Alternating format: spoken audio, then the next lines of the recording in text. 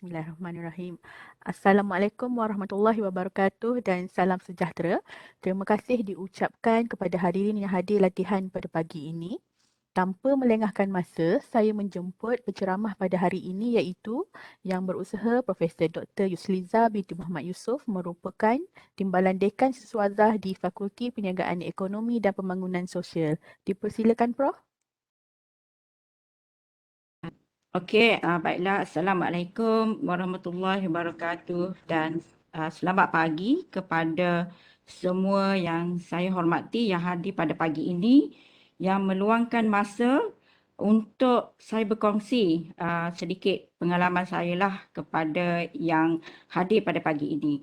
Terlebih dahulu, sebelum saya mulakan sesi saya ingin mengucapkan terima kasih kepada Urustia PPPBI kerana menjemput saya untuk berkongsi, sama-sama belajar, sama-sama kita baiki untuk at the end of the day untuk pembangunan UMT jugalah. Okey, baiklah. So, saya teruskan dengan, saya boleh share slide.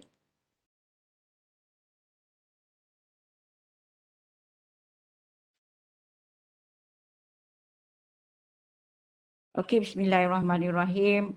Sebelum saya mulakan konten objektif yang diberikan kepada saya melalui bengkel latihan pada pagi ini. So, mungkin ada juga rakan-rakan di hadapan saya ini tak berapa mengenali saya. So, saya akan share dululah saya sekarang ni berada di Faculty of Business, Economic and Social Development yang kita kenali sebagai FPEP lah.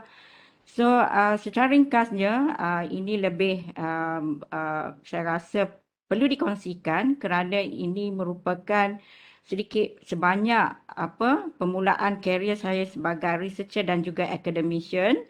So, pada tahun 1996, saya adalah first batch Matric Accounting di UPM Terengganu. Dan after 1 year, sebab saya dapat 3 pointer and above, saya hanya 1 tahun matrikulasi di sini. Saya meneruskan pengajian di UPM Serdang dan habis pada tahun 1999. Dan seterusnya, dindang, dan saya kerja pun tak berapa economic recession pada ketika itu, kerja cikgu sandaran, kerja cashier dan sebagainya. Dan kenapa saya tersangkut di USM pada tahun 2004, 2003 ketika itu apabila saya bekerja sebagai RO di USM. So setelah itu saya explore lah sama ada nak jadi cikgu ke, nak jadi pensyarah. So saya explore peluang yang ada di USM. Alhamdulillah saya di-offer untuk sambung MBA di USM. Pada tahun 2005 saya complete MBA di USM tetapi di dalam offer letter saya ketika itu dengan JPA, bukan KPT lagi ketika itu, PhD di luar negara. So sekali lagi, pada setelah saya complete MBA di USM, saya cuba apply untuk menyambung pengajian di luar negara kerana contract of agreement mengatakan perlu menyambung pengajian di luar negara. So saya cuba-cuba dan disebab pada ketika itu juga ekonomi pun tak berapa bagus lagi sekali. And then rezeki saya terpaksa akur untuk melakukan PhD dalam negara. So ketika itu, okey akulah. So pada tahun 2005 juga, hujung tahun, saya menyambung PhD di UiTM. So di UiTM ketika itu adalah Prof. Hazman Shah yang mana terkenal, mungkin kawan-kawan pun kenal. Okey, Prof. Hazman Shah dah pencen dah. Beliau buat topik HRM lah, tetapi beliau berada di Faculty of Admin Science. Sepatutnya beliau di Business School tetapi ditransfer ke di Admin Science dan PhD saya in Administrative Science tapi research saya more HRM lah, Human Resource Management in Manufacturing Firm. So, kenapa saya ingin kongsikan degree saya di sini? Mula-mula saya sedikit down kerana semua degree saya dalam negara. Okay, biasanya kita idamkan untuk dapat lulusan luar negara tapi bukan rezeki. Jadi biasalah up and down, frust dan sebagainya. Saya tetap mencabar diri saya walaupun saya semua grad daripada dalam negara, saya boleh buktikan apa yang saya boleh sumbangkan kepada dunia supaya masing-masing mendapat manfaat. So jadi ada pelajar di sini dan juga ada kawan-kawan yang semua di mana sahaja degree anda buat, yang penting apa yang kita mahu belajar, apa yang kita ingin sumbangkan. So oleh itu lama juga saya menenangkan diri saya. Okey, tetapi lepas ini saya akan sharekan mentor saya lah. Macam kalau siapa kenal Profesor T. Ramayah daripada USM. So banyaklah saya belajar daripada beliau. PhD pun tak ada, tapi publication dia hebat. Tapi saya memang jauh lagi lah dengan Profesor T. Ramayah. Tapi at least sedikit sebanyak saya belajarlah daripada mentor saya. And then in fact kalau dia pernah saya follow beliau, and then in fact statistik pun fail masa SPM. Tetapi beliau membuktikan bahawa segala motivasi itu saya bawa sampai sekarang. Walaupun beliau fail, tapi at the end of the day ramai yang kenal beliau adalah statistician dan good in research method. Even now saya pun selalu dan kerap mengikuti bengkel-bengkel yang dianjurkan oleh beliau.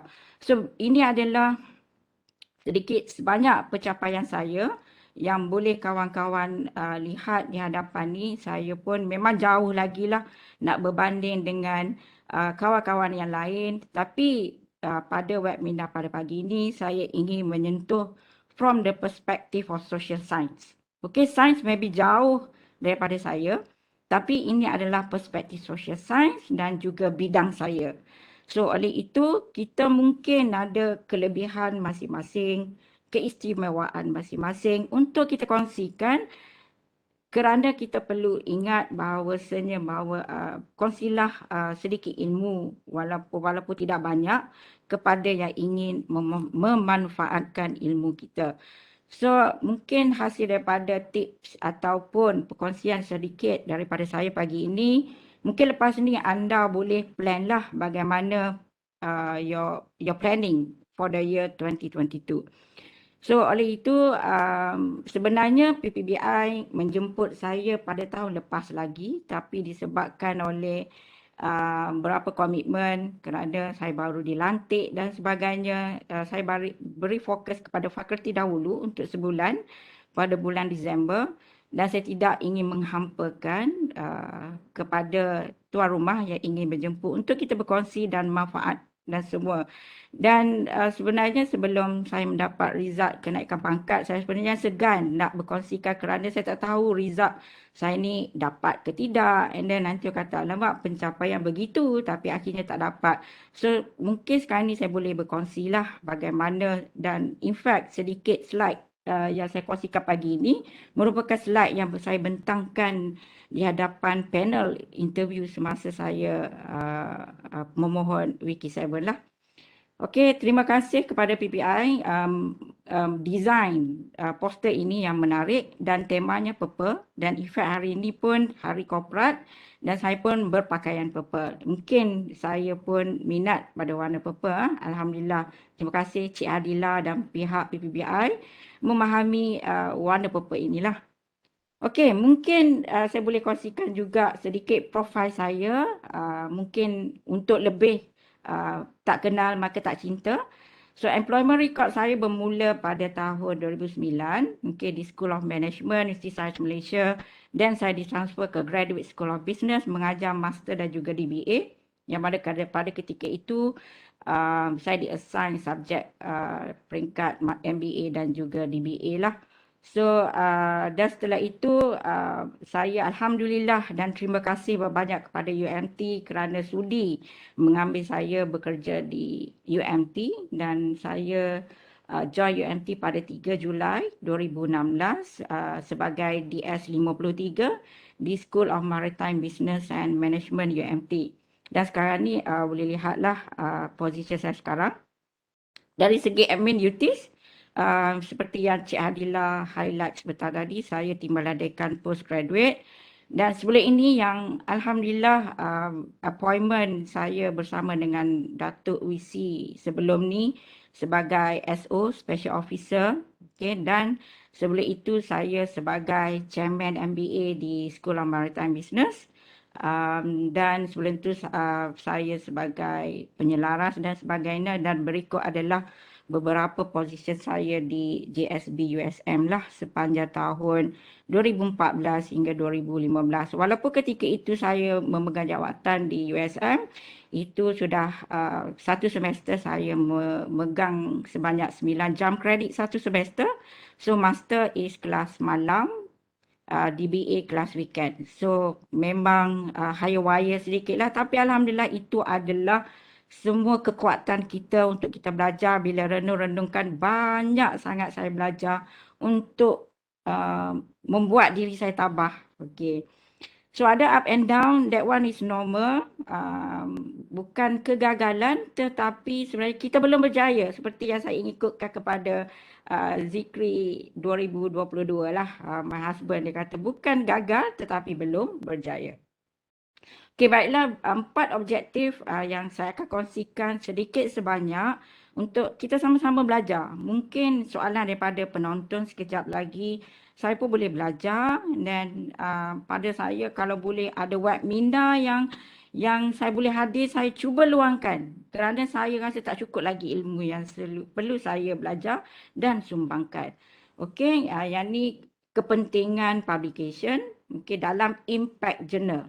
Okey, yang kedua, apakah dia tips untuk kita menerobos ataupun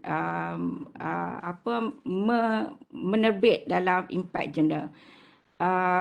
How to select impact journal semasa kita dalam proses menulis. Dan seterusnya, objektif yang keempat adalah how utilize authors atau you nak bangunkan kita sebagai penulis untuk memperbaiki quality of our article publication. So, kebanyakannya atau hari ini dalam BM lah, kerana saya suka ingin berkongsikan semasa proses interview saya di Wiki7. Ada mula-mula VC tanya saya lah, okay Dr. Yus, can you boleh tak describe a brief profile, is very brief about yourself, bahasa Melayu lah, boleh terangkan sedikit profile you lah. So saya pun describe profile saya in bahasa Melayu lah, sebab VC tanya dalam bahasa Melayu. Okay, fine. And then seterusnya panel yang kedua tanya saya, okay, Dr. Yus, can you explain one question later on, saya akan share lah, okay, in English. Okay, yang tu kedua dalam hidup saya soalan begitu. Soalan yang pertama adalah semasa saya nak dapat scholarship untuk sambung belajar di USM.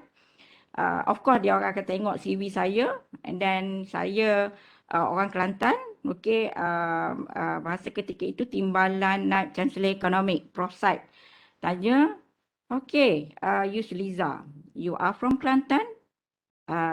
Yes, Prof. Okay, can you describe yourself in English? Dalam hati ni saya kata, oh, saya orang Kelantan, adakah saya tak boleh cakap bahasa Inggeris? Okay, tak apa. So, sebab kita 1 minggu dah prepare, so just mirror on the wall, just let improve myself untuk bercakap dalam bahasa Inggeris. So, saya cakaplah bahasa Inggeris. Saya memang bahasa Inggeris tu tak perfect, macam orang Jepun jugalah. Saya pun still hantar English saya kepada Prof. Read, and then in fact broken to me is no matter as long as you ikhlas apa yang kita ingin kongsikan. And then saya kata, oh, saya Kelantan. Okay, biasanya mindset orang mengatakan bila orang Kelantan ni tak boleh cakap bahasa Inggeris pada ketika itu. Dan Alhamdulillah, saya pun explain about myself in English. And then soalan kedua timbul lagi semasa interview Wiki7. Okay, can you describe, ada soalan yang ditanyakan, saya akan kongsikan sekiranya saya tiba-tiba terhint lah poin-poin tertentu. Okay, then saya pun describe lah, sebab panel tanya bahasa Melayu, saya jawab bahasa Melayu lah. And then bila panel cakap begitu, it depends on the situation. Tapi kalau orang tanya bahasa Melayu and then cakap bahasa Inggeris, jadi macam kita add terlebih ke contoh lah kan. Itu pandangan saya. Yang ikutlah. Okay, mungkin certain thing yang saya kongsi itu tidak bersesuaian. Okay, right. Yang ni adalah saya follow slide yang dikongsikan oleh mentor saya. perkongsian saya hari ini adalah juga prinsip hidup saya jugalah. The secret of success is to know something nobody else knows. So maknanya mungkin ada tips yang saya ingin kongsikan pagi ni, rakan-rakan tidak berapa tahu dan boleh ambil lah, dan dengan ikhlas saya ingin kongsikan. Kalau siapa yang nak dapatkan slide, okey boleh, saya akan send kepada Cik Hadila sekejap lagi untuk dikongsikan kepada semua. Macam saya pun, kalau saya tahu pun, saya still ingin belajar mungkin dalam satu atau dua patah perkataan, itu juga ilmu baru. Itu juga adalah satu penambahbaikan yang perlu kita ada setiap hari dalam hidup kita. Seterusnya, okay, now we go back to the, before we go to objective number 1, how we can become a good researcher. Try to ask yourself every day, bagaimana anda boleh menjadi seorang penyelidik yang bagus? Bukan hanya bagus, tetapi berkualiti. Okay, of course, you have to write and publish in top tier journal. Okay, at the end of the day, circle ni up and down. Sometimes pergi atas and then pergi bawah balik. So write. So you, at least you have passion to write and then you are eager to improve, then you can contribute to the society. Okay, apa yang saya ingin kongsikan bahawasanya saya memang kalau boleh ingin memenuhi apa yang orang ingin saya bantu. Sebagai contoh, top management kita pun ingin tekankan publish dalam Web of Science. Okey, saya akan cuba bantu Web of Science. That is why publication, okey, ini adalah hala tuju universiti. So saya akan cuba bantu. So dalam top tier journal, which is Web of Science sekarang ni. Sebelum ni kita sebagai Scopus dan sebagainya. Ada juga daripada universiti, RU, kawan saya. Saya tanya S-Index berapa untuk lantikan lah. Saya ni sekarang timbalan dekan untuk lantikan penilai luar, penilai thesis, penilai academic program. S-Index berapa orang ni. Dia cakap S-Index Google Scholar. And then saya berbangga dengan UMT. UMT tak guna S-Index Google Scholar. Kami paling tidak S-Index Scopus. So Alhamdulillah, we are moving towards RU. And then in fact mungkin dah status RU dalam perspektif beginilah. So oleh itu, ini adalah yang saya kongsikan semasa interview saya hari itu. Total number grant yang saya perolehi termasuk co dengan principal berjumlah 1,800,000. Itu perspektif social science lah. It's very hard to get large amount of money. So ini yang walaupun sedikit tapi kena ingat impact tu besar later on. So, saya sebenarnya ditrain dan terima kasih kepada PPBI kerana menghantar saya untuk dapat certification of coaching dan in fact yang inilah yang selalu memandu diri saya. Okay, saya akan tanya diri saya. Saya guna simple model ni je. Apa matlamat saya hari ni? So, yang paling simple. Then go to reality, option and will. So, paling tidak everyday saya akan tanya goal saya apa. Okay, matlamat saya hari ni, okay, bagi perkongsian. And then petang ni saya bersama dengan Prof G untuk newsletter punya news. And then 2:30 saya dengan YYUM. And then malam ni pukul 8 bersiaran di Pakistan. For those who are interested to attend this session in English, feel free to PM me. So saya akan provide the link. So about the same content but I will be conducted in English lah. Okay, since UMT ni majority adalah Melayu, so that's why saya deliver dalam bahasa Melayu lah, bahasa ibunda. Okay, so now masing-masing punya goal, matlamat cuba terapkan di dalam hati masing-masing. Tepuk dada tanya iman. Goal kita apa dia? Publish dalam Web of Science ke? Okay, pada saya sekarang sebab top management memang Dr. Yus, please help UMT to publish more in Web of Science. Okay, insyaAllah Prof. So, mungkin pada individu masing-masing hanya pada Scopus. And then perhaps maybe you want to publish because of SKT. Okay. Then ada juga, because different people have different objective, but we need to try to help our institution to get reputation. So try to disseminate of research result. Ada, okay, dia tak publish dalam journal dan mungkin publish dalam platform lain dan maybe newspaper to the nation and society. Ada yang terkenal begitulah, okay, ghostwriter dalam newspaper dan sebagainya. Contribution to the field, then of course for your CV dan promotion ni majority lah yang menerbitkan kerana promotion ataupun kenaikan pangkat because of self-esteem and reputation. So therefore, sometimes kalau siapa-siapa yang berpeluang lah tengok Scopus masing-masing dan boleh juga hack Scopus saya kalau tengok pie chart tersebut. Macam last year, student daripada Indonesia, ramai yang letak nama saya untuk proceeding Scopus. And then bila tengok pie chart tu tak apa cantik lah. About 1/4 of the pie chart is coming from conference proceeding Scopus. So sekarang ni bermula I realise that saya pun baru belajar walaupun tahun lepas ada student yang author yang ingin letak nama saya dalam conference proceeding. Saya kata tak payah letak lah sebab reputation is people looking at that pie chart as well lah. So it's self-esteem juga. And then maybe because of grant. Okay, yang ni grant, kalau kita menulis, this is your track record. Sekarang ni musim-musim FRGS, macam goreng pisang panas. Then in fact, you need to show that you can handle the grant based on your publication. Okay. Selain itu juga, you try to contribute to your institution macam Myra ke, Setara ke, Myra 2 dan sebagainya lah. Then in fact with your good publication, you will be appointed sebagai examiner ke, assessor ke, and then invited speaker. Sometimes invited speaker ni saya seorang yang susah nak say no, kebanyakannya lah. Cuma saya doakan, ya Allah, ya Tuhanku, mudahkanlah urusanku walaupun dalam kebizian apa untuk membantu. So the minute you tolak, so that is your reputation. So try to fulfill all the invitation, itu cara saya lah. And then kita kena atur masa. Then that's why again saya akan refer goal tadilah grow model.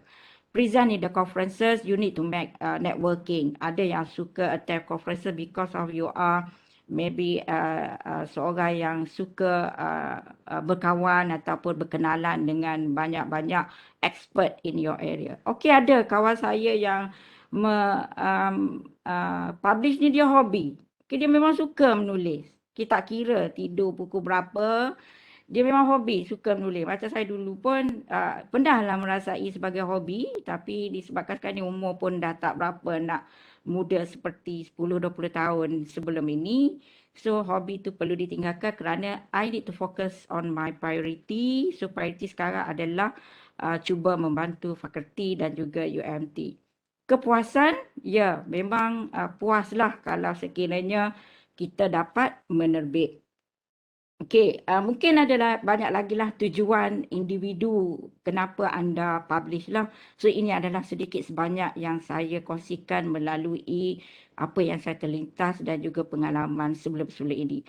So again, apa impact dia? Kena ingat, so sekarang ni impact outcome semua sekali kita belajar. Okey, impact dia apa dia? Kenapa kita buat begitu? Of course pada saya saham akhirat lah. Yang tu apa-apa yang saya dan juga kawan-kawan yang lain mungkin ingat itu impact long term. Apakah bekal yang kita akan bawa dengan ilmu yang kita tinggalkan walaupun kita dah tiada di muka bumi ini, tapi orang still cite our work. So that one is like satisfaction dan orang rujuk kerja kita dan merupakan satu kepuasan dan juga bekalan lah yang kita katakan. So right. So just untuk objektif pertama, kenapa pentingnya kita buat impact journal? Satu sekali, of course we are looking for ranking. Okay, because of this combination, mungkin saya kelebihan di perspektif A and then kelebihan di perspektif B untuk person lain. So maybe saya perspektif green HRM. Mungkin kawan saya perspektif green marketing. With all the combination, kita akan cuba bantu. So saya mengharapkan kita semua bekerjasama untuk membantu UMT meningkatkan ranking. So bila ranking ini adalah satu fokus utama, especially top management, dan juga of course kita diri sendiri, macam mana saya boleh bantu meningkatkan ranking institution kita dari segi mana. So sit down dengan TSR, for example, okay, apa yang saya boleh sumbangkan sebagai contoh. Dan seterusnya, kalau the importance, and then of course kalau kawan-kawan dah pernah tengok Web of Science untuk H index masing-masing, that's why our Vice Chancellor sekarang ni hala tuju beliau lebih more toward Web of Science, and then in fact more incentive will be given to Web of Science, kerana melalui Web of Science ini saya akan kongsikan selepas ini apa impact kalau kita publish dalam Web of Science. So ada juga publication dalam Web of Science tidak dimasukkan, tapi sebab saya masih lagi menggunakan Scopus, and then impact dia akan tengok macam Vice Chancellor datang ke FPAP, so once a week, and then you have to check your citation. Okay, kalau saya ada kawan tanya Dr. Yus, dia tiap-tiap hari dia tengok citation dia. Okay, because why saya tengok citation saya akan klik siapa yang cite artikel saya, which mean artikel baru yang cite artikel tu saya akan baca lah, ataupun saya akan kongsikan dengan pelajar saya baca artikel ni. Okay. So now this one is Scopus, and then yang ni adalah saya kongsikan semasa interview WK saya. Kerana kalau interview WK, mereka ingin tengok pengantarabangsaaan. Okey, pengantarabangsaaan, yang ni this one is a beauty of Pablon.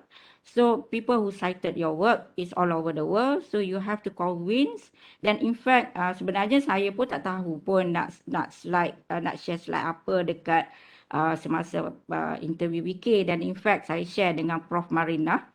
And then please highlight this one during your interview. Oh, okay, this is a very good idea.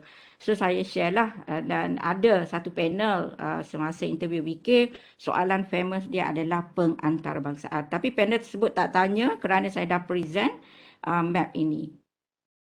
Dan in addition to that, kepentingan impact journal yang saya boleh kongsikan,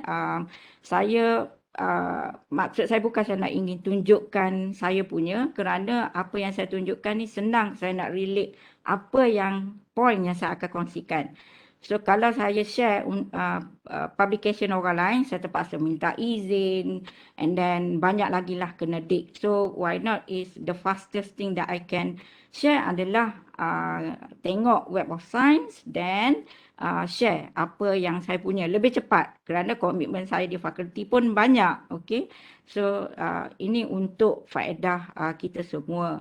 Okay, kalau JCP pada tahun 2019, yang this is the highest citation to the lowest lah yang saya boleh kongsikan pada tahun 2019. Citation worst kalau Scopus tinggi lagi, 2019 dah ada 78 citation. Dan artikel yang kedua 67 BSE, Business Strategy and the Environment, saya akan share bagaimana tips-tips penulisan based on nombor 2 ni. 2019 walaupun recent, tetapi kita kena tengok pada citation. Dan next one, ini adalah publication yang saya bulat-bulat merah yang cepat menerima citation. So bidang saya more kepada Green Human Resource Management dan juga Employee Green Behavior. Okay, pada tahun 2020 pun dah terima citation yang alhamdulillah lah, orang refer dan cite kerja kami. Okey, baiklah. Yang ini juga saya share semasa proses interview saya, top 5 artikel, the best article in my area. So saya paparkan juga ikut kenapa saya pilih 5 ni, kerana based on citation. Okay, the first one yang saya the first 1 and 2 ni adalah artikel yang terbaik pada saya, yang mana yang pertama Profesor T. Ramayah mendapat award Sangga Sanjung di USM because of the Q1. Dan yang kedua adalah yang menang award, receive Research Publication Award untuk Social Science di MAT tahun lepas. Dan application ni pihak UMT ada menghubungi saya lah, Dr. Yus, please submit your article untuk AAN lah. So sekarang ni still under review because of UMT.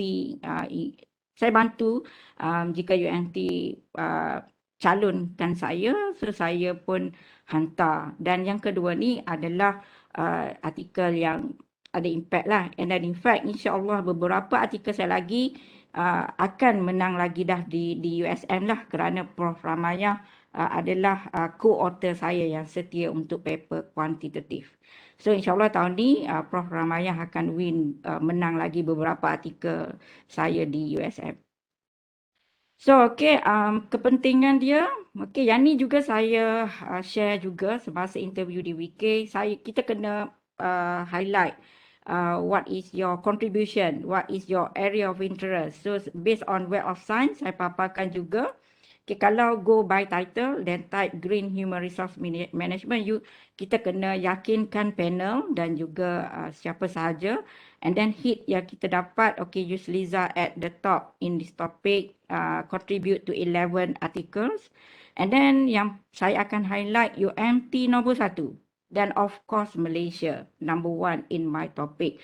So again, saya tidak fokus kepada human resource management kerana HRM is more kepada guru-guru punya area, memang susah nak penetrate lah macam Schuler at Jackson, dan more kepada English tahap dewa-dewa. So saya ambil niche area and then more kepada green human resource management.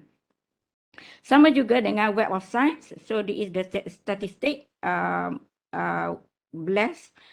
Because of saya relate dengan SDG yang kat bawah ni, that's why impact and then boleh membantu in this area. Dan in fact invitation on this topic terlalu banyak daripada Web of Science. Kalau bukan more focus on green HRM, normally saya reserve and then saya fokus pada green HRM lah, sebab tak sempat untuk review semua artikel yang di-assign dalam email saya ataupun dashboard, manuskrip, Scholar One dan sebagainya. So ini saya kongsikan sebab UMT ingin lihat bagaimana kita bantu UMT di mata dunia. So saya tunjuk UMT number 1 dan juga Malaysia is number 1. Seterusnya, Alhamdulillah, yang ini juga dikongsikan oleh student saya. Saya memang bersyukur dapat dianugerahkan student-student yang bagus. Dr. Yus, di artikel yang saya jumpa, and then in fact bila dapat this kind of news, saya akan kalau tengah-tengah malam saya akan kelip-kelip lah, sukar nak tidur. Pada ketika ini nama saya pada nombor 9 lah. Dan kita the importance of publishing in impact gender because of people cited your name in their writing, not only in the references tetapi dalam full text mereka. Dan artikel yang kedua, ini adalah Web of Science Q1, Scopus also Q1, Impact Factor 6. So highlight dalam penulisan dalam hybrid LR review, bibliografik SLR. So saya nombor ketiga lah. Dan Cabar Josen ni adalah guru saya dalam bidang dan I work closely with him until now. Dan dalam artikel lain juga, yang ni adalah saya kongsikan ESCI saja, Scopus Q1. Saya tunjukkan kepada panel yang mana UMT ada di dalam penulisan artikel ini, dan saya juga appear dan juga UMT dan juga nama Malaysia. Pada ketika saya tunjukkan ini, saya sedikit sebablah ketika saya explain kepada panel, tapi saya terpaksa control handsome lah untuk teruskan kata-kata saya sepanjang interview. Yang ni juga, yang ni impact kepada negara. You can see how your area contribute to the world. So yang ni Malaysia is the top. Dan if you can see by countries, Malaysia is the largest, paling besar bulatan yang di merah yang contribute in green HRM. So yang ni yang Alhamdulillah untuk impact dia kalau kita publish dalam impact journal. Selain itu juga, yang ni bukan juga rezeki, ini bukan dibuat-buat juga, bukan saya tolong tulis, tidak. Yang ni adalah tiba-tiba saya found out ada jurnal ni kupas tentang penulisan saya. Yang ni pada tahun 2020 tentang satu artikel dalam berbentuk viewpoint. Itu adalah rezeki dalam contribute dalam bidang Green HRM lah. Dan yang ni yang first kali pada tahun 2016 terbitan ini dalam ICT Scopus Q2 ESCI. Mula-mula saya terbitkan dalam masa tu saya dah masuk UMT dah. Masa USM tu terlampau sibuk, tahulah top business school macam mana cara kerja mereka, dan pada ketika tu saya pun publish dalam jurnal ni, dan Dr. Yong Jing Yi, my first author dalam research gate beliau, mendapat testimoni begini daripada guru HR kita, which is Susan Jackson. Thank you for sharing this very interesting article. So bukan, that's what we are feel bersyukur kerana guru kita sendiri yang bagi testimoni beginilah. Memang guru ni memang saya pernah approach, tak pernah dapat lah, sebab profesor pun dah pension dah, umur dia 70 lebih. Yang ni husband and wife, Schuler and Jackson. So yang ni berdasarkan ERGS saya pada tahun 2013 dan akhir pada 2016. So impact geran kita, saya suka ingin highlight Prof. Joe. Beliau mengatakan walaupun geran kita 2 tahun, 3 tahun, impact sebenarnya 5 years or maybe 10 years. So after that, research saya dah complete sebenarnya, tetapi impact dia 2016. Okay, walaupun research kita pada 2013, so bukan dalam setahun dua, tapi mengambil masa yang beberapa tahun lah untuk memberi impact. So ini importance pada tahun lepas yang saya dapat anugerah julangan bakat berdasarkan paper Q1 WUS tadi, bersama dengan mendapat anugerah MED. Yang ni juga di peringkat fakulti. Yang ni pun terima kasih di atas kepimpinan Prof. Syaladin, dan saya doakan semoga Prof ni sihat walafiat untuk meneruskan kepimpinan kita di FPAC, dan anugerah yang saya perolehi lah di peringkat UMT dan juga fakulti. Dan yang ni juga saya highlight semasa interview your collaborators di peringkat international. So saya highlight lah yang ni yang direct, yang stated dalam dokumen. So bermaksud sebagai co-author ataupun person in charge MOU dan sebagainya. Kalau yang not direct ni banyak lagi, tapi saya hanya buktikan sebagai co-author saya yang I work closely with them lah. Kalau nak highlight memang banyak. Kalau just say hey, hi, hello, examiner, saya tidak senaraikan di sinilah. Jadi impact jurnal kita dalam impact jurnal, dan di peringkat Malaysia, of course, yang ni yang bertulis, okay, bila saya banyak co-author dan juga dalam bentuk grant, collaboration dan sebagainya. Dan selain itu juga become an active reviewer. Okay, kebanyakan yang invite saya ni, saya tengoklah. That's why kalau dengan student, kita dah hafal dah jurnal mana yang berkaitan dengan bidang kita. Dan in fact, saya suggest, okay, why not you submit to IJM. Okay, saya pernah jadi reviewer. Maybe that one is your stepping stone ataupun rezeki untuk kita penetrate that particular journal. So yang ni saya reviewer, saya tak letak dalam bentuk kuantiti lah. So yang ni yang biasa saya terima invitation untuk review paper. Okey, selain itu juga hasil impact kepada jurnal tersebut, yang ni juga saya pun infografik taklah pandai mana. Yang ni semua saya buat sendirilah. Walaupun saya pernah bekerja dengan Datuk WC sebelum ni, SO lain yang buat dari segi infografik. Yang simple-simple ni bolehlah saya buat. So, boleh dengar ke Hadila? Boleh dengar? Boleh, Prof? Okey, kalau terganggu bagi tahu. Okey, baik. Okey, berikut adalah sedikit pencapaian saya lah yang saya ingin kongsikan dari segi keynote invited speaker dalam conference, visiting prof, grant assessor ada, universiti ni banyak. Okey, thesis examiner, international pun ada, national dan juga peringkat universiti sepanjang karier saya 12 tahun. So, sekarang ni 2022 dah 13 tahun lah. So, kalau Wood Scopus Journal Paper Reviewer sebanyak 119, yang ni hanya saya kongsikan sepanjang tahun 2016 dan ke atas. Okey, dan objektif kedua. Okey, yang ni objektif pertama. So, sekarang ni saya masuk kepada objektif kedua. Apakah tips yang saya amalkan? Amalkan macam zikir-zikir pula, tak apalah. Sometimes kita terblank satu-satu perkataan. Tips successful in publication in impact journal. So hari ini saya akan kongsikan artikel yang saya menang di peringkat MAT tahun lepas. Pertama sekali adalah dalam Web of Science, dalam bidang saya, Business Strategy and the Environment. Yang ni adalah rezeki. Impact factor sekarang ni dah 10. Dan yang ni WUS Q1 dan juga Scopus Q1. So rezeki saya, mula-mula saya siapkan draft for the paper. Dan saya submit kepada Cabe Jose.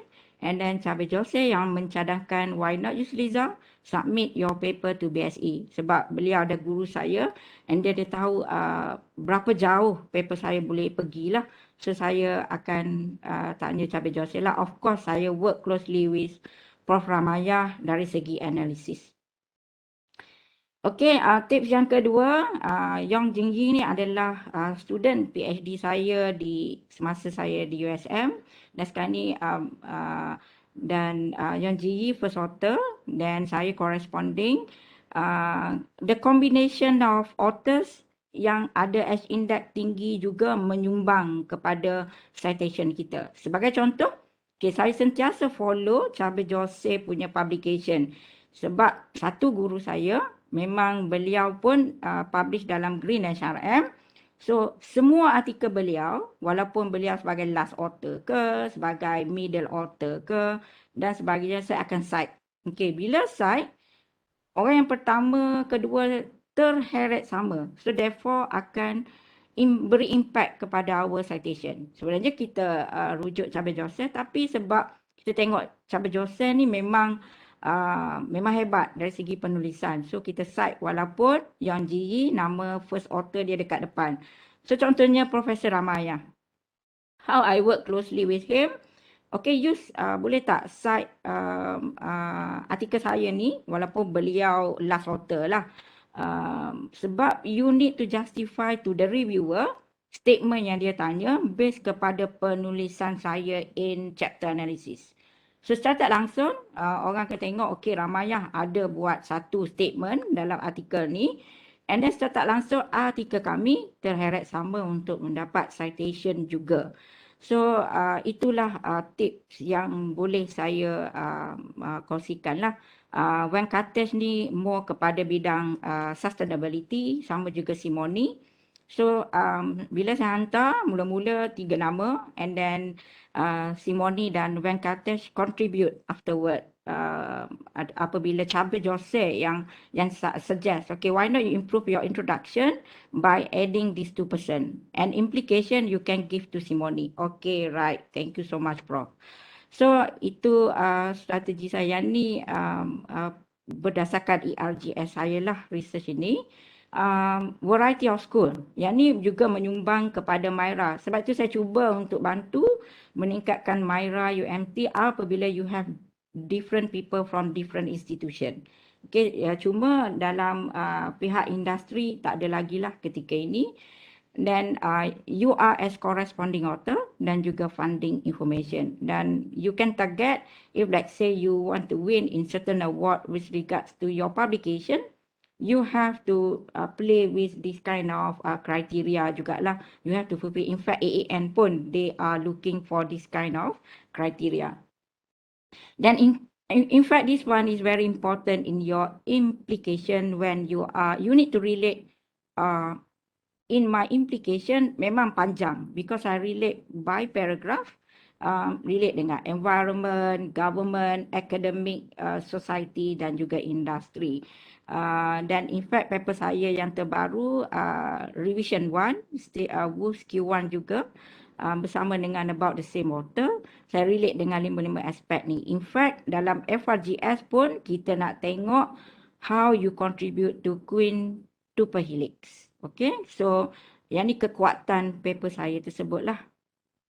Dan tambahan juga, selain itu juga saya nak kenal jugalah Profesor Venkatesh ni, kerana pada Profesor T. Ramayana ni, Prof. Venkatesh adalah tahap dewa-dewa, quote unquote. Jadi saya quote Profesor Ramayana punya bangkit kata-kata beliau. KH Index Corpus dia 67. Tapi tak apalah, saya ni suka nak berdamping dengan Prof. Venkatesh. Saya hanya duduk orang tengah-tengah je, so cukuplah. Setakat hari ini, saya berganding dengan Prof. T. Ramayana H Index 49. Kerana Prof. Ramayana pun tak dapat lagi nak berganding dengan Prof. Venkatesh dalam bidang yang sama. So saya lebih mengenali, saya fly daripada UMT pergi mengenali Prof. Venkatesh di Monash, belajar tentang mixed method. So amazing, everything in his fingertips during the workshop. Tak adalah refer tengok slide, English dia pun memang bagus pun. And then apa kelemahan saya, tak boleh saya nak jadi macam dia. Tapi tak boleh sebab kita, saya tahulah penguasaan bahasa Inggeris tu kurang. Macam mana dia boleh hafal word by word, ada long hours dalam banking boleh bercakap tanpa slide. So English dia memang bagus lah. So I wish one day dapat macam dia lah. Tapi tak apalah, Tuhan dah bagi kelebihan masing-masing. So selain itu juga I spend my own money, invest, okay, jumpa Prof. Cabe Jose dengan wife dia di Montpellier, France in April. We are travelling from Barcelona, naik kereta api, and then tak apa, our own pocket money, dekat 700 jugalah, invest untuk jumpa dua orang ni, untuk kenal to the extent macam tadi, Susan Jackson and Schuller. And then saya kenal Cabe Jose dengan Anna Beatrice, husband and wife. So sekarang ni dua orang ni memang pelapis kepada Schuller and Jackson lah. So jumpa beliau, just chit-chat and then just a cup of coffee then ice cream, and then makan dekat makanan restoran begini, just only one day. Then in fact alhamdulillah, kita sebenarnya nak sacrifice saja duit poket tetapi okay, Cabe Jose, Yusriza, please give me your receipt. You can claim in my faculty. So alhamdulillah lah, because of investment, dan dapatlah claim masuk dalam to my bank account sebanyak mana yang diinvest tadi. H Index Corpus kan 50. Sekarang ni beliau berdua dah berpindah ke France. Normally Cabe Jose ni dah tinggalkan saya sekarang ni sebab dia rasa dia dah groom saya kot, boleh need to be independent. Okay. Then selain itu juga, your student is also play very important role in selection of student dalam menghasilkan artikel-artikel yang bagus. So now saya still work closely with Yong Jing Yi. Sekarang ni beliau bekerja di Taylor University. Beliau adalah GRA ERGS. So she is very detailed person, and then I memang bagus. Beliau memang seorang yang bagus, is very detailed person.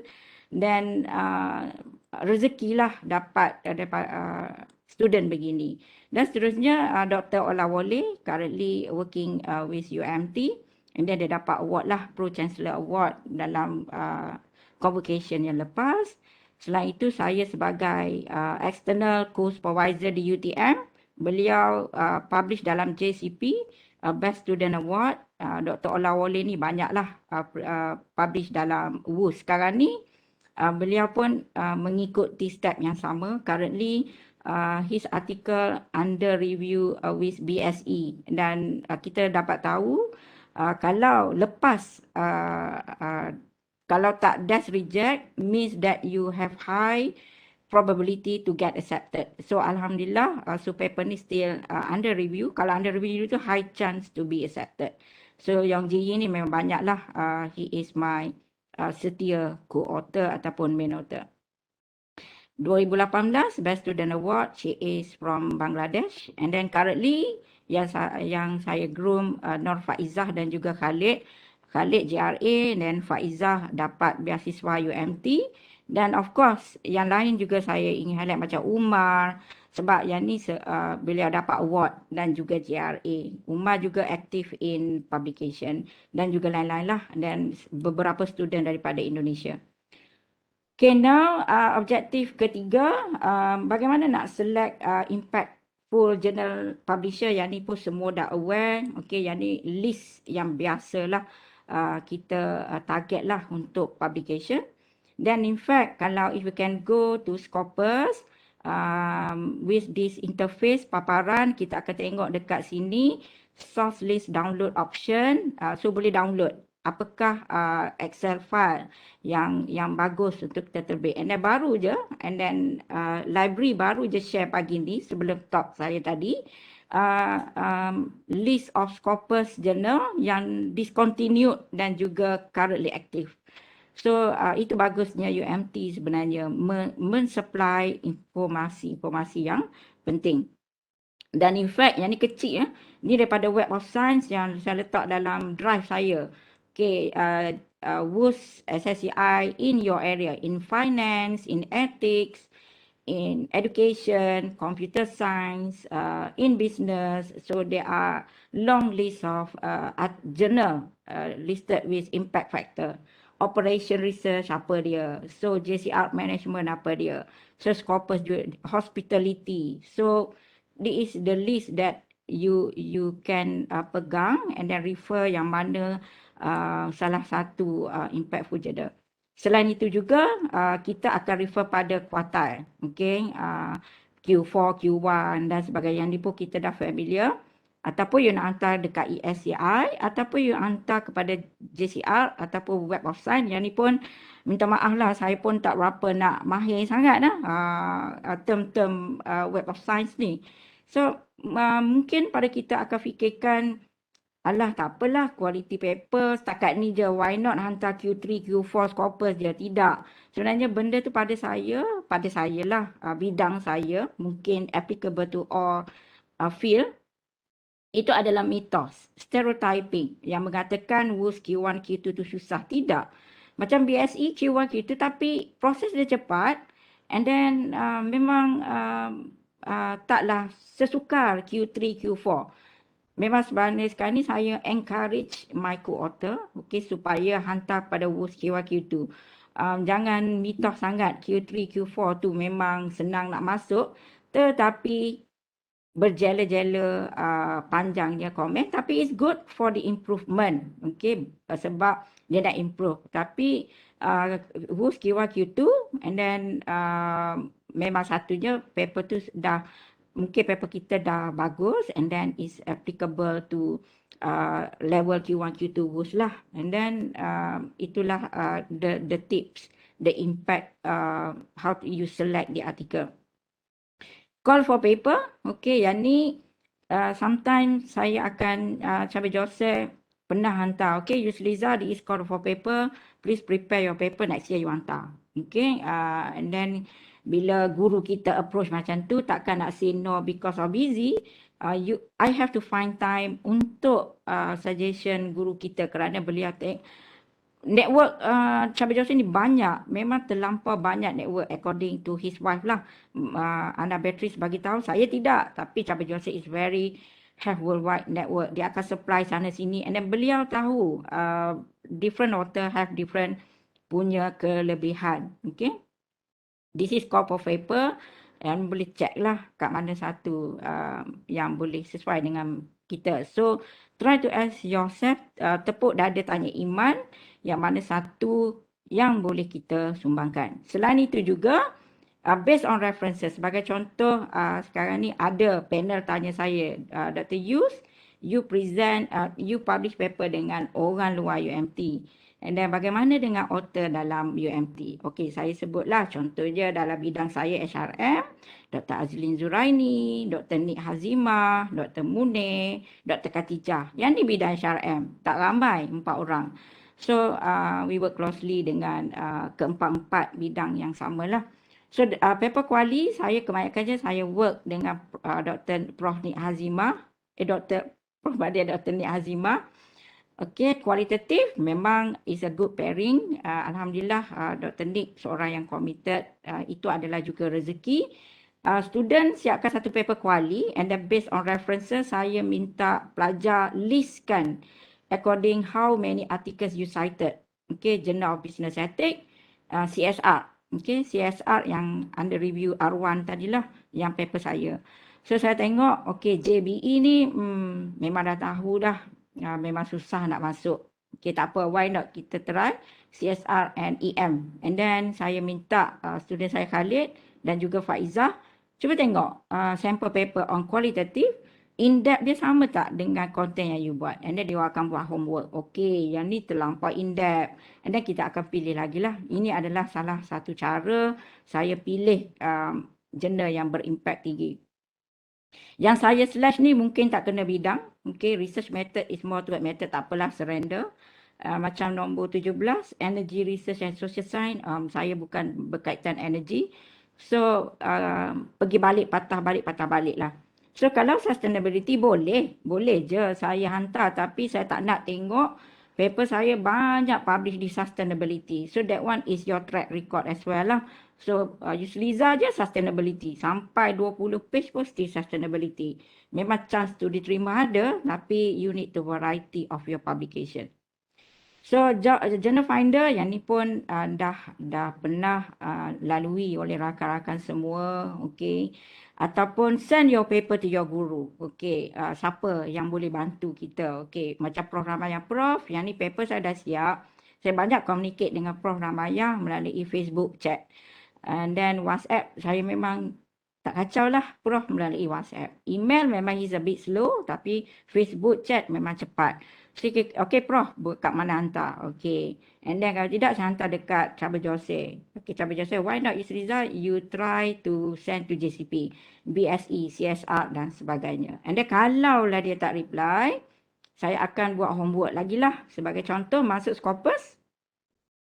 Let's say you pergi ke artikel title green marketing, just type green marketing and then you can see the hit 455 banyak berbanding dengan green HRM 200 lebih. So bila green marketing mungkin bidang dia lama, so hit dia 455.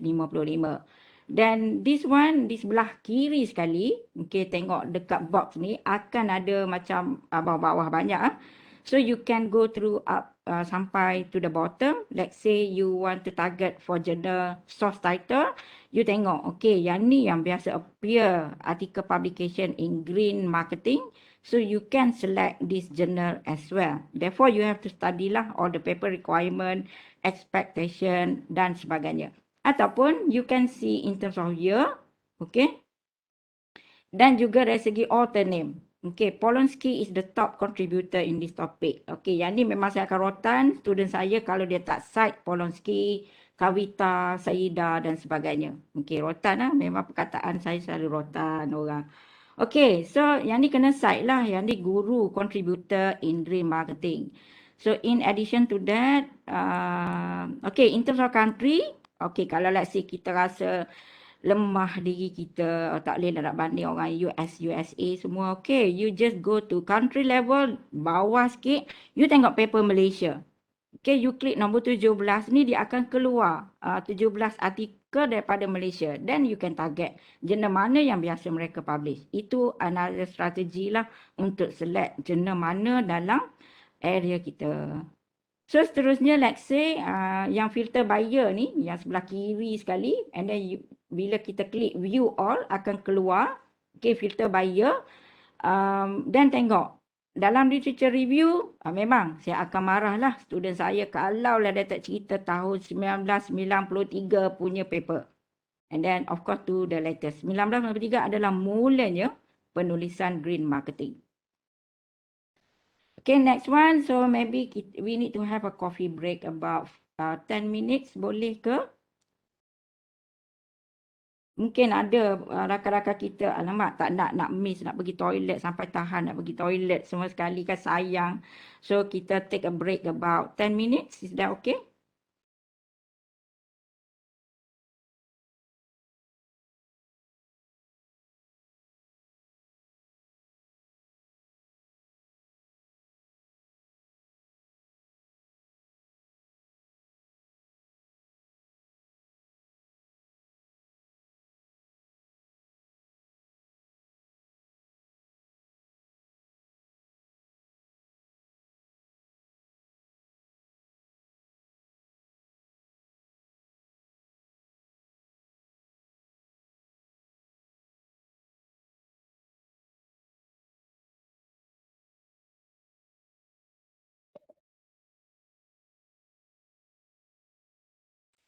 Okay, boleh kita sambung?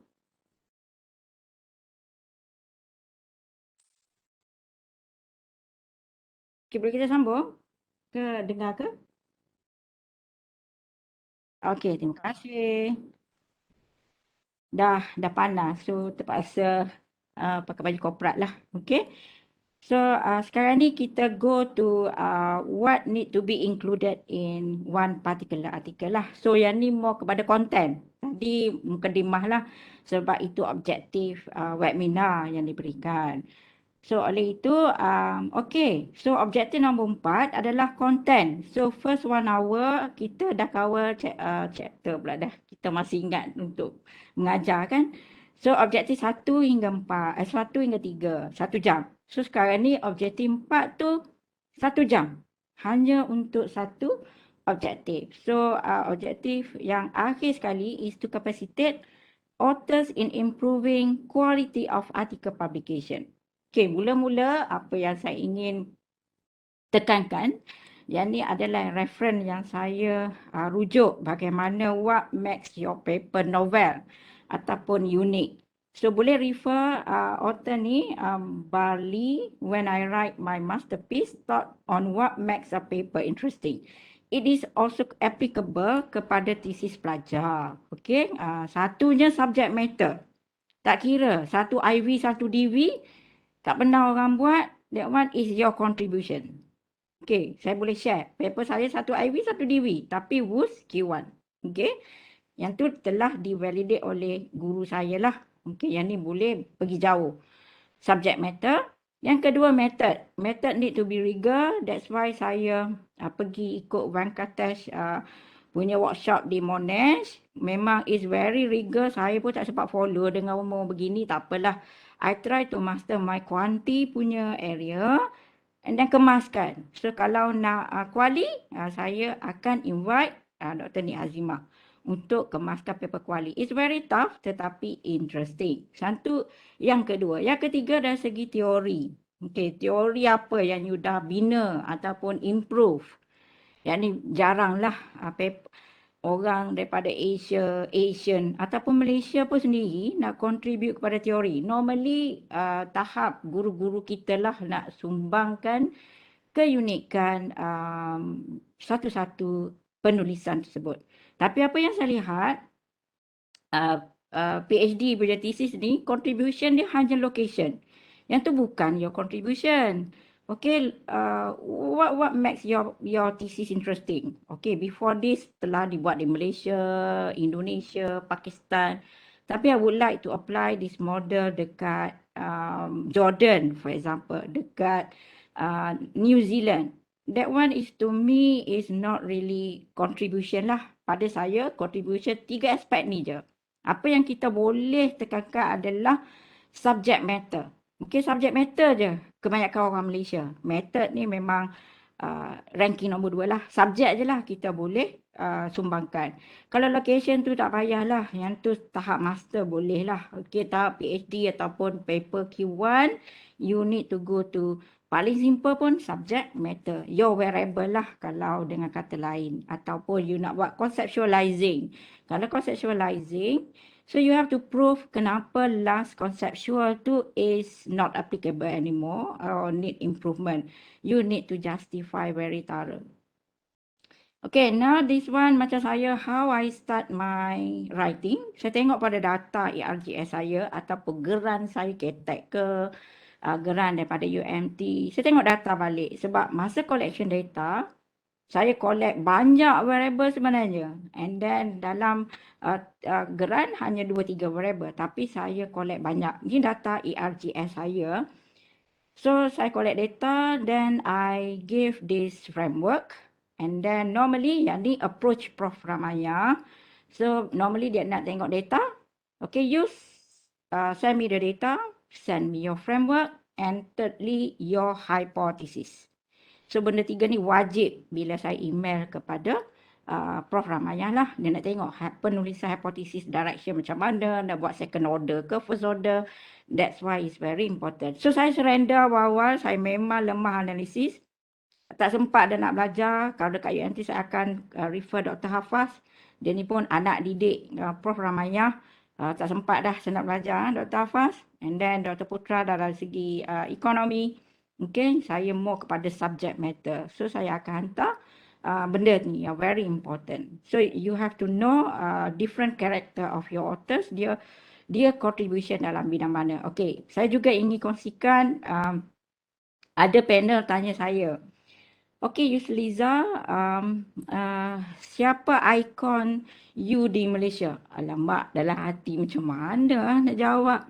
Siapa bidang degree HRM dekat Malaysia? Sebenarnya dia nak tahu kita jawab macam mana, okay? Kalau bidang saya, sebenarnya saya cakaplah Datuk Nur Zaini ke, ada bidang academic leadership, dan HRM ni. Sebab kita nak kena highlight masa interview, nak highlight siapa pernah sekali H-index yang rendah daripada saya. Alamak, you nak jadi idol tapi H-index you tinggi. Susah nak menjawab, tapi salah satu jawapan saya kata Prof Ramaya sebenarnya walaupun bidang research method tapi membantu membuat keunikan dalam Green HRM. So itu adalah cara saya jawablah, tawakal tu Allah. Okey, salah satu kriteria ada yang fail interview kerja, interview kenaikan pangkat sebab dia tak tahu cakap bahasa Inggeris. Yang pernah saya pernah dapat discover. Okey, dia panel suruh cakap bahasa Inggeris tapi dia tak tahu nak explain jawapan dalam bahasa Inggeris. Yang kedua, yang pernah saya dapat dengar tak dapat sesuatu promotion ataupun kerja sebabnya tak boleh bercakap. Okay, walaupun kita explain je, cuma pendapat kita, just explain. They want to know whether you are confident or not with your answer. Walaupun you goreng, tapi janganlah terlampau goreng hangit, tapi based on the fact. Okay, so now saya cuba, and then that is the best memory that I have. Alhamdulillah, lepas sahaja interview VK7 tersebut, saya nangis. Okay. Hanya tawakal, saya bagi tahu berserah saja kepada Allah kerana kita tak tahu skema jawapan panel apa. Macam kita sebagai student lah kan, student pun takut mana skema lecturer nak bagi betul ke tidak. Saya nangis sebab saya tak tahu jawapan saya tu menepati panel ataupun tidak. Itu sebab saya menangis lah selepas saya di interview kerana memang alamak jawapan saya ada yang termiss lah nak jawab tu. Frust lah, so saya serahkanlah kebijaksanaan panel untuk membuat keputusan. Dan next point, saya akan bagi table beginilah kepada co-author saya. Okay, saya ni memang jenis kalau student tahu ataupun cara saya kena deadline. Okay, bila dan sebagainya. So, I can work backwards lah normally. Just give me 4 months. 1 month kena reserve untuk proofread. So, we work backward. Okay, Sirin? Yang mana satu yang you nak buat? Okay, doktor, saya nak buat literature review, hypothesis, and then saya serahkan kepada orang lain. So, the beauty of the paper is Prof. Cabe Joseph hantar kepada kawan dia yang pandai bahasa Inggeris for free of charge. So, itu pentingnya networking, and then rezeki tak perlu bayar BSE paper untuk proofread. So, yang ni cara saya, dan letaklah due date. dan sebagainya. Yang ni working, mula-mula bekerja, and then after revision, and then based on the reviewer comment, okay, why not use result we add to another author untuk jawab soalan yang tough ni. Sebab tu si Moni dengan Venkatesh masuk kemudian. Then how many word? 6,000 hingga 7,000 lah. Buat setakat tu je. Jangan sampai belah ribu. Memang susah nak cut.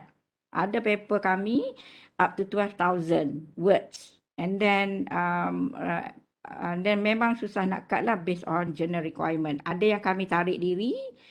We have to say sorry lah. Ada juga yang kami cuba buat that what is very tough untuk cut. And then try to follow the style of your author you admire. Memang saya suka sangat baca Cabe Joseph punya penulisan. Memang close to my heart. Lenggok bahasa, penceritaan, that I really admire lah. Okay, certain journal limit. Okay, yang ni mula-mula saya hantar. Paper saya dekat BSE tersebut. Cuba, masa tu saya budak baru belajar. Tahun 2000 berapa? Yang ni. Lepas saya balik daripada jadi special officer, okay, saya akan buktikan, saya akan naikkan nama universiti, walaupun tak bekerja dengan Datuk, saya akan sumbangkan dari aspek lain. So, saya buat benda ni 3 bulan untuk saya capai SKT saya, which is totally zero. 1 bulan 9 hingga end of December, 3 bulan. Memang saya datang fakulti je, cepat-cepat terus masuk bilik, and then memang tak ada masa nak hang out, nak jumpa kawan-kawan, terus masuk. Memang tak ada masa, 3 bulan nak capai SKT yang kosong. Soalnya because of we are helping somebody figure dekat institution, insyaAllah Allah akan bantulah reward balik. So saya ingin galakkan kepada kawan-kawan yang ada komitmen admin dan sebagainya, if you need to get help, okay, boleh, insyaAllah ada. Allah akan lorongkan kita untuk membantu. So saya buat sekejap BSE hantar, then yang ni biasalah kita orang Malaysia straightforward. So bila kita the beauty of with co-author daripada pelbagai institution ni, final title jadi gini. And then ni sebab because of reviewer suggest ataupun co-author daripada overseas. Dia orang memang pandai buat topik title yang catchy lah.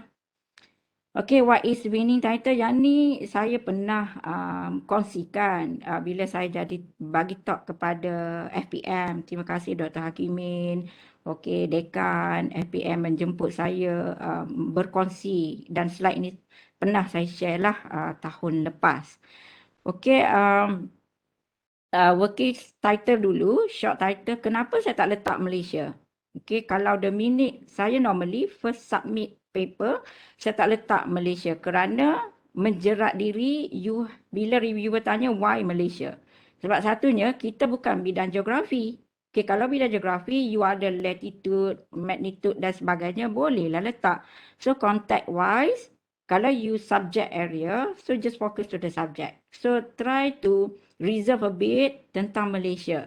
And then jika reviewer suruh include about Malaysia, then you add. Okay. The minute you letak Malaysia awal-awal, so akan mengundang kepada soalan reviewer.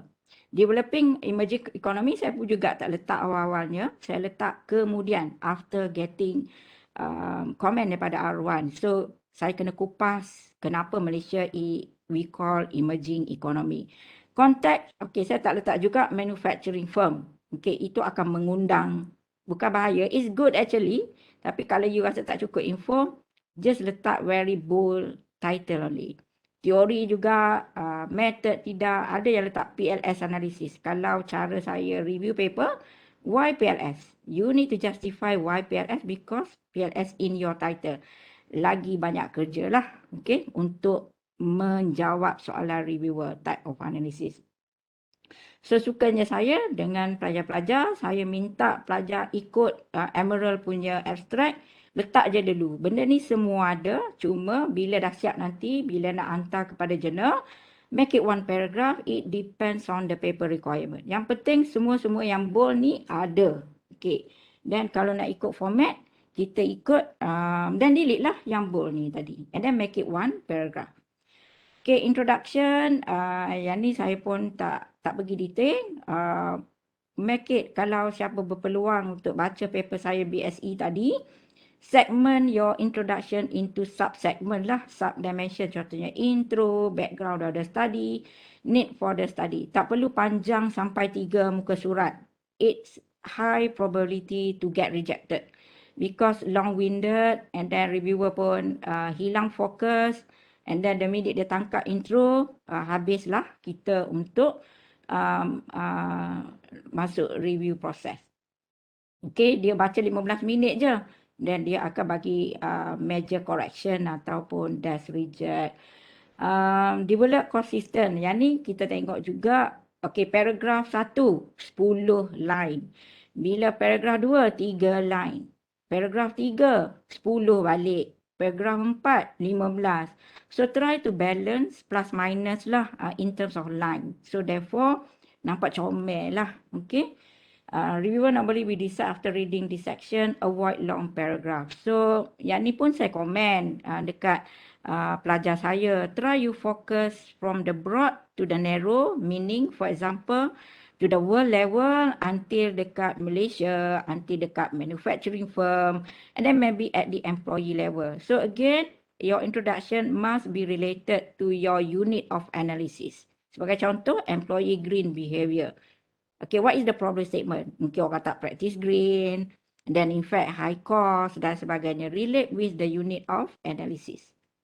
Itu panjang cerita lagi lah. Okay, and then yang the winning of the paper normally if you are talking about SDGs. Mungkin COVID is more towards COVID lah right now. Tapi sekarang ni tak ada dah COVID. And then maybe how you need to speed up the SDG and then dia akan berbalik semula kepada SDG punya topik. Yang tu bidang saya lah. Okay, and then how about Malaysia? You can talk about KEGA or maybe MISTI Science and Technology. Yang ni saya reserve dulu. Sebab kita hantar kepada paper Journal International dalam FRGS boleh. Okay, dalam nak letak boleh, tak letak pun tak apa. Yang penting sekali, what is the world agenda? You have to include in your introduction. Dan study gap, okay, letak. Yang ni, satu paragraph, apa contribution your paper in the introduction. And then context of the study. Macam case saya, manufacturing firm, and then kena cakap CO2 emission, and then in terms of GDP, and then how many. So that one is your context. And again, kebanyakan paper yang is get rejected when unit of analysis lain tapi konteks you lain. Okay, dalam kes saya, unit of analysis is organisation.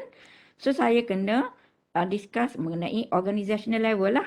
Okay, kalau let's say among employee, you need to have another paragraph talking about employee. So yang tu yang tip penting berkaitan dengan introduction. And then letak balik subheading baru, research question. And then follow the paper structure. Sometimes paper artikel, dia nak tengok structure paper tu apa. Section 4 ada apa, section 5 dan sebagainya. Okay, now moving to literature review. Okay, theoretical background is very important. Deductive reasoning and inductive reasoning. From my perspective, deductive reasoning is more for quantitative paper. Okay, if I'm not mistaken lah, saya method ni sedikit lagi masih perlu belajar. Okay, and then you need to suitable with the unit of analysis. Sebagai contoh, okay, paper saya manufacturing firm 100 ataupun 200 firm. So therefore your theory janganlah ambil social estate theory pula ataupun apa-apa teori ni. So you kena ambil research based view ke, intellectual capital theory ke. So sesuai dengan unit of analysis. Kalau tengok balik lah. So yang ni is easy to get rejected. And then pilih teori yang digunakan oleh artikel lain. Yang tu tak perlu nak change the world. And then at least you need to show the contribution. Mula-mula LR ni, you must start with theoretical background. Sebab di mana sahaja kita buat dipandu oleh teori lah. So teori saya adalah resource-based view theories because organizational level unit of analysis. Yang ni memang ramai sangat student pun is very lacking in terms of this kind of knowledge. Literature review, first thing first, you have to discuss your focus of your study. So in my area is of course lah green HRM or tidak sustainability. So what is your focus? So janganlah pula you discuss benda yang not really focus, and then what is your contribution, okay? Followed by other variables. Please cite article from Scopus and Web of Science. Yang ni very important. And then cite as many articles that you are going to submit. And then sometimes kalau reviewer tu baik, dia akan bagi DOI link. Okay, below is the suggested article that you need to cite in your paper. And then saya biasanya akan list lah, long list of ni. Kalau tidak, saya akan reject lah sebab you tak aware what is happening in your area. So sekarang ni cite latest 4 years article dah, bukan 5. And then in fact yang lately saya tengok webinar 3 to 4 years. Except for theoretical paper yang lama lah, teori-teori daripada guru kita. Yang ni saya akan share sekejap lagi macam mana you tackle this section. And of course it's very time consuming.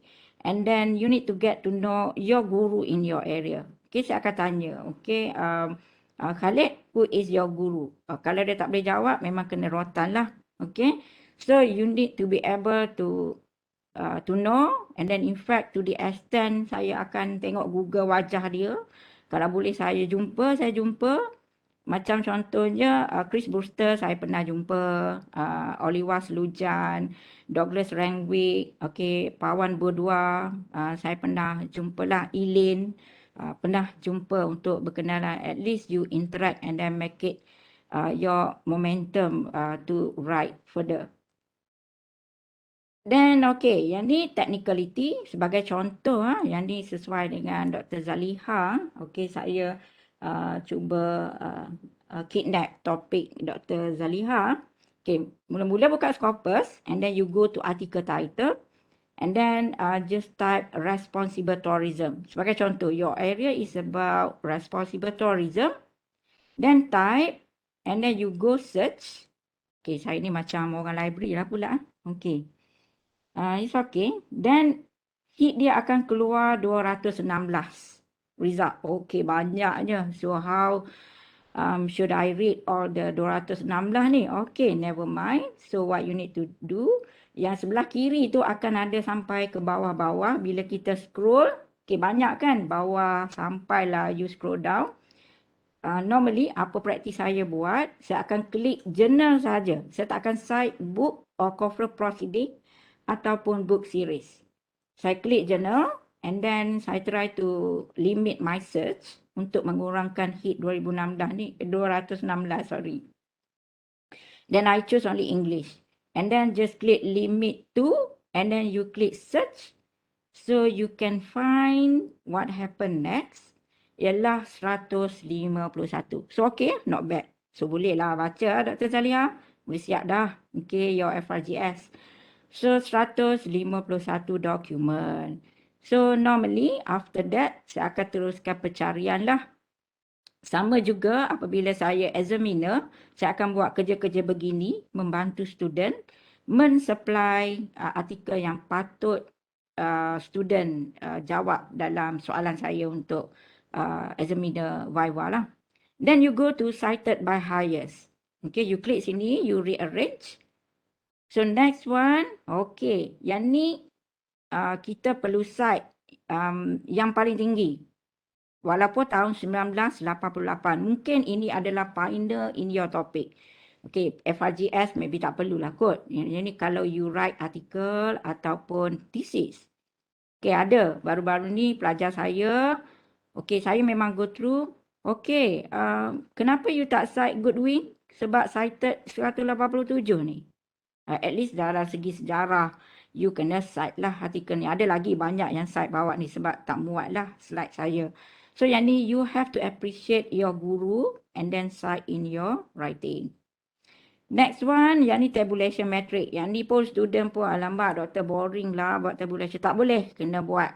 At least you write, walaupun you just copy and paste, buat. Memang kena buat. It's really help, okay? Ni kena buat. So, saya akan kenalah kalau tak ada artikel dalam area, saya kata, you baca tak yang ni? Oh, okay. And then, dia pun buatlah homework. So, you list by country and then you list out by qualitative, quanti, mixed method siapa dia, then concept paper siapa dia buat. Okay. Yang ni saya bagi note lah kepada student saya. Kalau warna merah tu, not so good journal. Saya minta dia jangan refer. Okay. Just refer Scopus and Web of Science. So, yang ni remark yang saya bagi dekat student saya lah. Okay. Dalam preparing a paper. So next one, just copy and paste the framework. Dan tak apa, buat je dulu.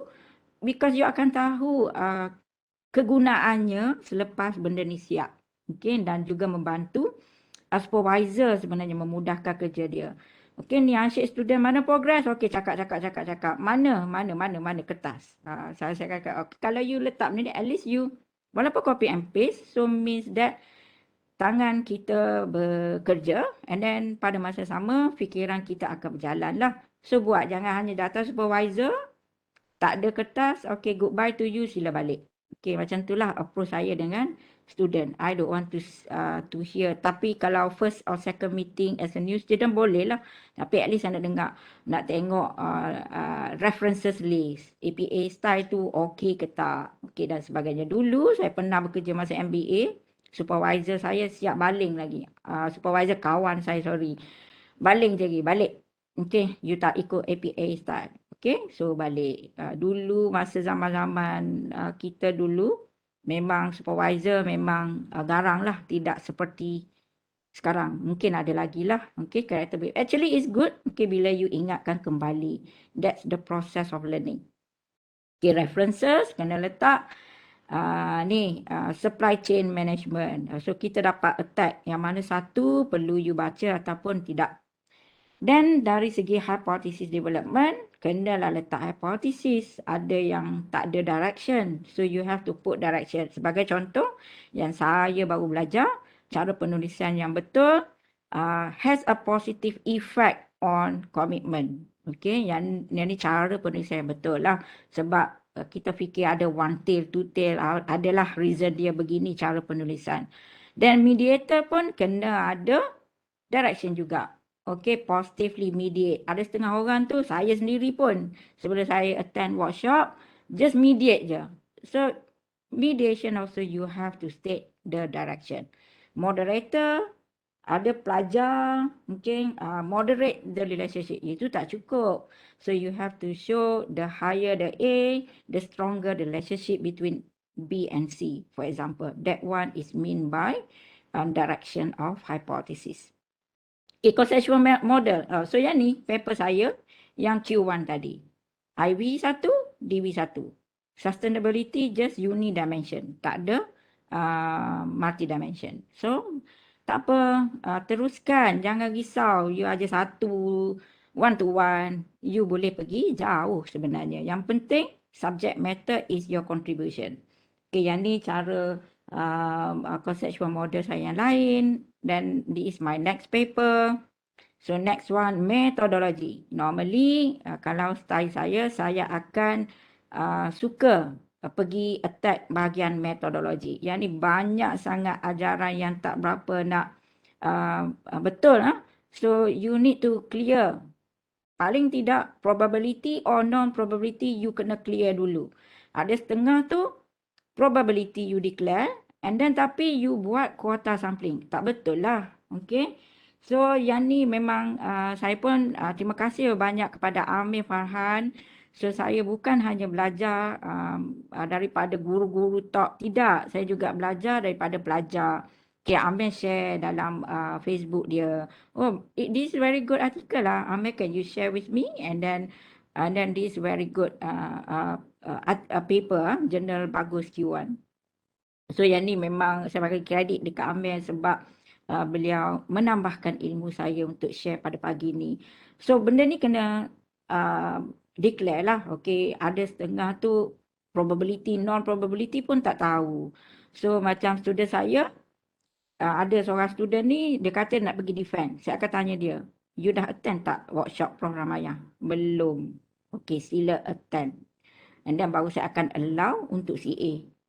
Okay, yang tu adalah approach saya. So kebanyakan saya ambil pelajar, saya akan interview dulu, committed dia. Saya akan tanya goal tadilah. Apa goal you nak buat PhD dengan saya?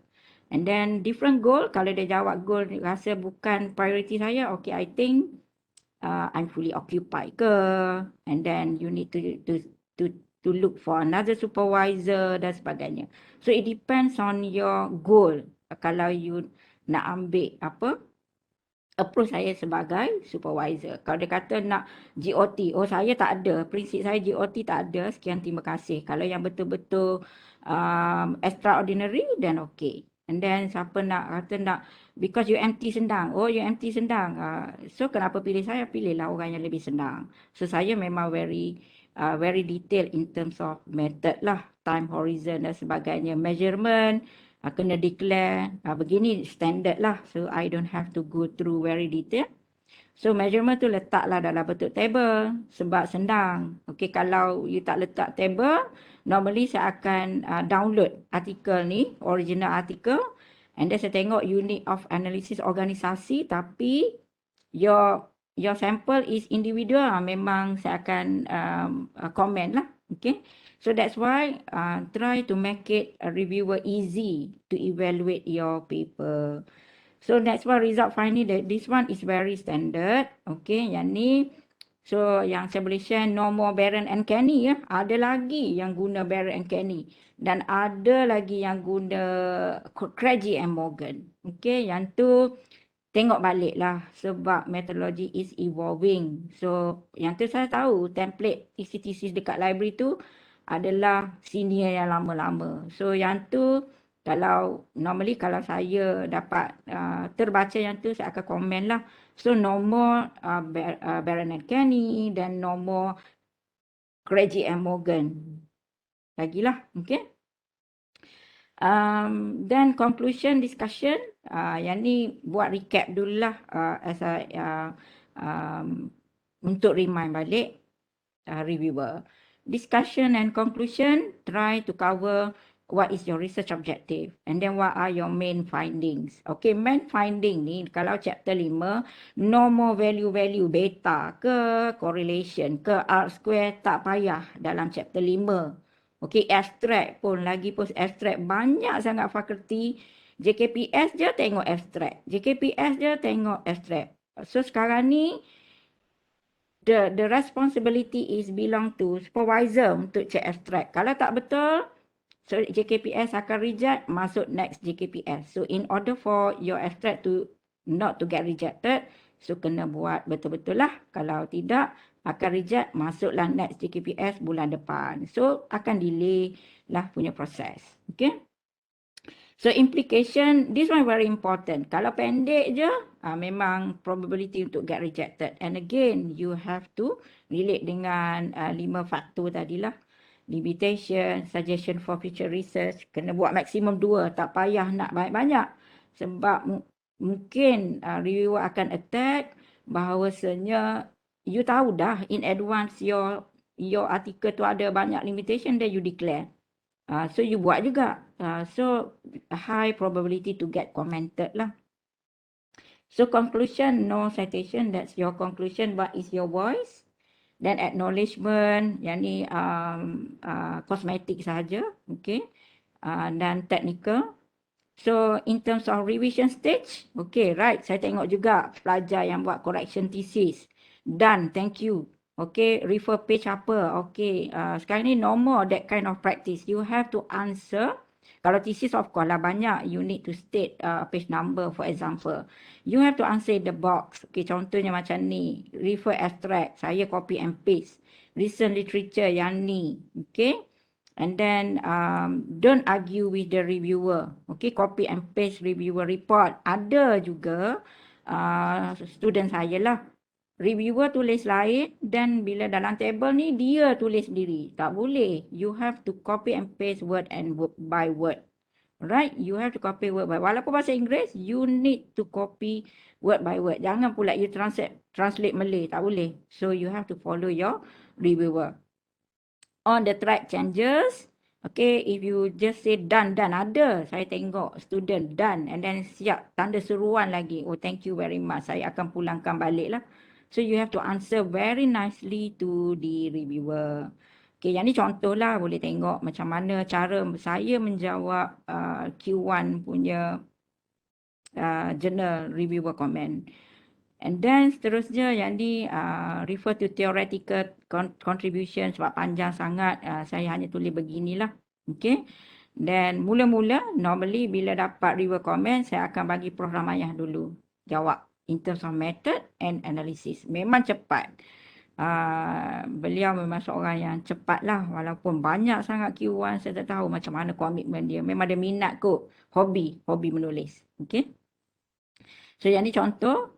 Then again, it's like Bursa Malaysia juga dalam publication. So win-win situation. Contohnya hari ni saya tolong student saya. So dengan harapan one day student tolonglah saya balik. Di zaman era 50-an nanti saya mungkin dah tak berapa nak hobi. And then you have to provide me Q1 as well lah. Okay, you co-author with me. And then toward the end, win-win lah. So hari ni janganlah supervisor tolong, and then bila you dah grad, you lupakan supervisor. Tak boleh. Ilmu tu perlu diberkati. Sebab tu I can work with banyak macam contohnya Yong Jingyi atau Chinese. Still masih dengan saya. Mungkin tolong menolong. Sekarang ni beliau masih setia dengan saya, and then many thing that she learn from me. And then dia win, sebelum ni saya tolong, sekarang ni masa dia lah balik tolong. Tapi ingat, jangan terus tinggalkanlah kepada orang yang banyak membantu kita, especially UMT, yang banyak invest saya banyak sangat belajar di UMT in terms of apa itu Scopus, atau apa itu Web of Science.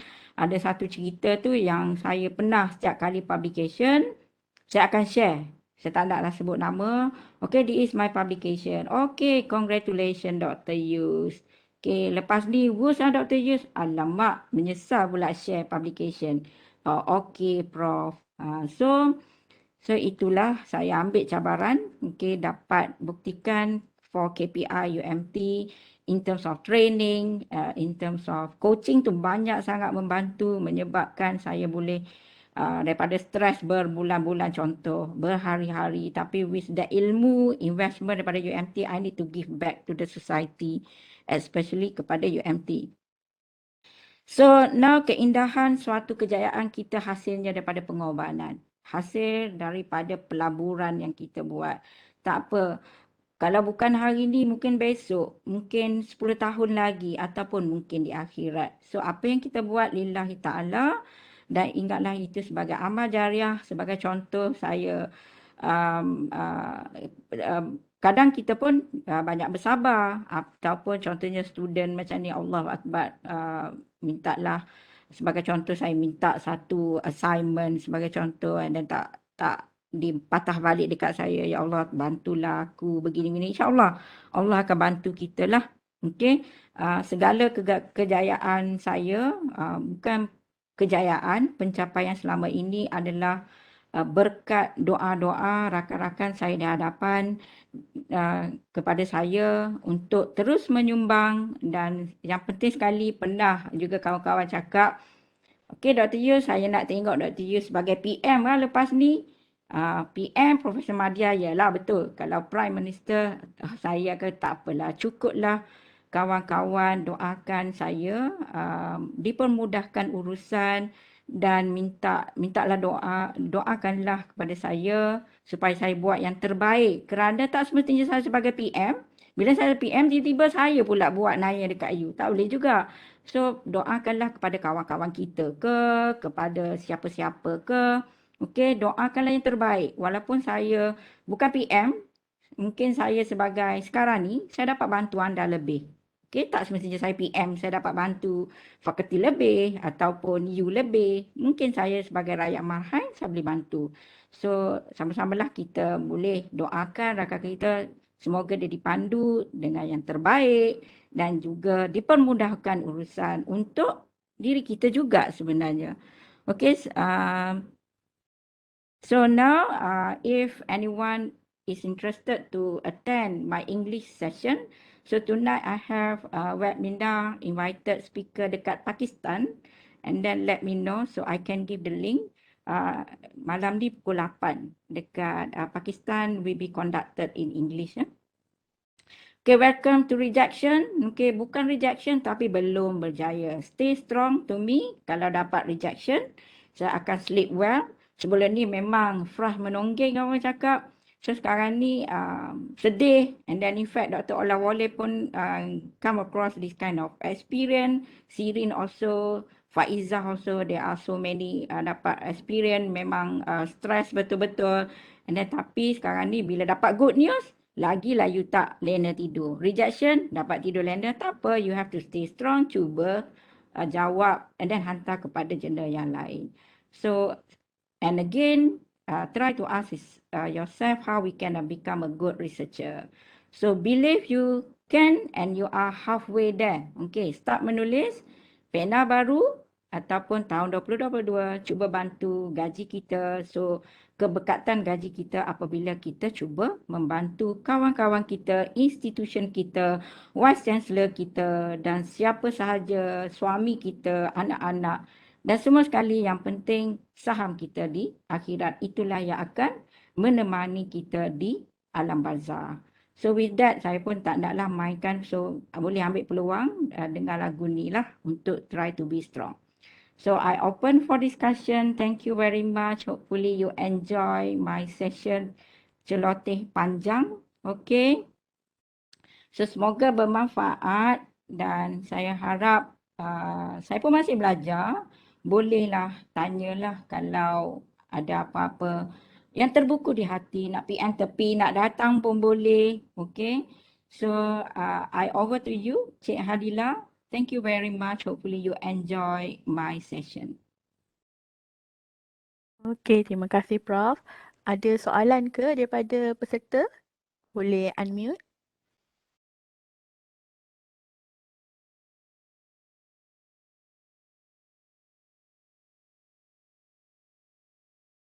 Alam, good morning. Morning. Dengar tak? Sorry, very nice session with Prof. Yus. Can I invite you for my FRGS application for this year? Okey, nanti kita PM tepi. Kak Ha, belanja saya lunch. Okay, no problem. I belanja buah durian. Boleh, ada nanti saya akan bagi tahu. Badurian sekali ya. Okay. Thank you Dr. Zaliha. Semoga bermanfaat. Any question?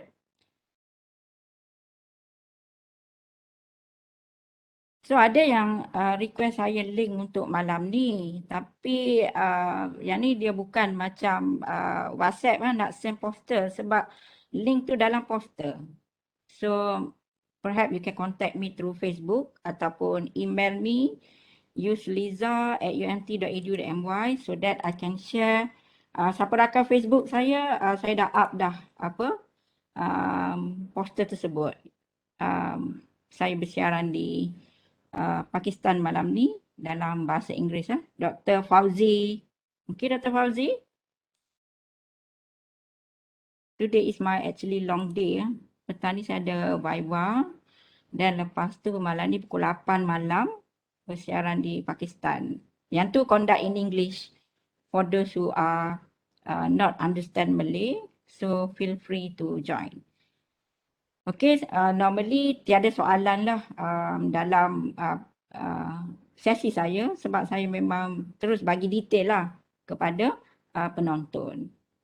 Alright, anything else? Cik Hadila? Okey, baik Prof. Boleh kita tamatkan sesi ni Prof? Boleh. Okey, Kalau terima ada kasih. soalan lain lagi ke? Ada soalan ke? So far dalam chat tak ada. Terima kasih Dr. Alif. Okey, baik Prof. Terima kasih Prof di atas perkongsian bagi latihan preparing research manuscript for impactful journal pada hari ini. Pihak PPBI juga ingin mengucapkan terima kasih kepada hadirin yang hadir dan pihak kami ingin memohon kerjasama para hadirin untuk mengisi borang kehadiran dan maklum balas latihan yang telah dipost di ruangan chat. Terima kasih sekali lagi. Assalamualaikum dan salam sejahtera. Waalaikumsalam. Terima kasih banyak Cik Nohalila dan semoga bermanfaat. Kirim salam dekat tim PPBI. Okey Prof. Terima kasih Prof. Sama. Kirim salam semua daripada all around UMT dan juga luar UMT yang hadir pada hari ini. Semoga bermanfaat dan mohon maaf sekiranya ada kelemahan di pihak saya dan semoga kita dapat bersua lagi lah dalam webinar yang akan datang. Assalamualaikum warahmatullahi wabarakatuh.